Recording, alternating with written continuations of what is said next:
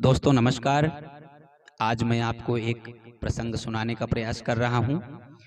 जब मेरे भोले बाबा की शादी हुई और माता पार्वती जी अपने ससुराल से जब अपने मायके वापस आती हैं, तो उनकी सखियों ने कहा, अरे सखी, तू तो ससुराल से वापस आ रही है और भोले बाबा कैसे हैं, मतलब हमारे जीजा जी कैसे हैं।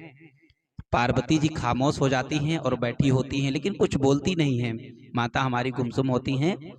और सखियों की आदत है कि जब किसी नई लड़की की शादी होती है और अपने घर वापस आती है, तो अपनी सखी से पूछती हैं कि आपका घर कैसा है, परिवार कैसा है और जीजा जी कैसे हैं।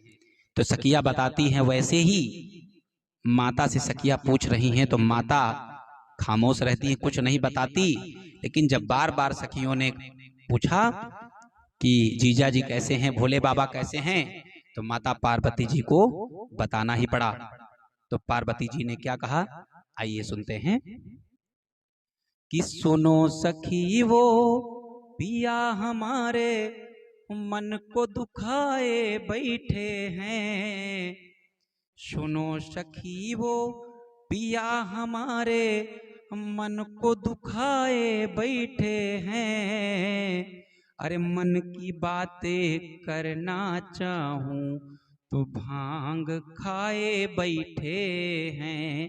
हे सखी, भांग का नशा जो उतर गया तो चिलम लगाए बैठे हैं।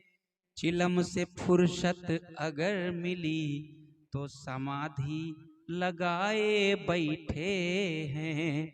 अरे सखी, आपके जीजा से बात करने के लिए मुझे टाइम ही नहीं मिला। और सबसे बड़ी बात तो ये है सखी कि जिसके सर पर बैठी, जिसके सर पर बैठी साली होगी।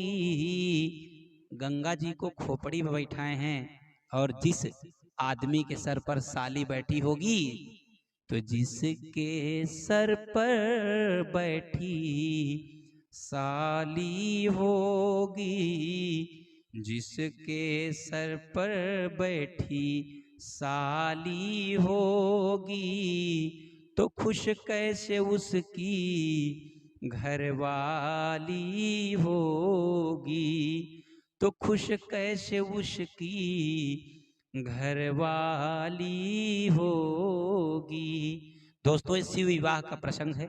आप सबको अच्छा लगे तो मेरे चैनल को फॉलो करें, लाइक करें।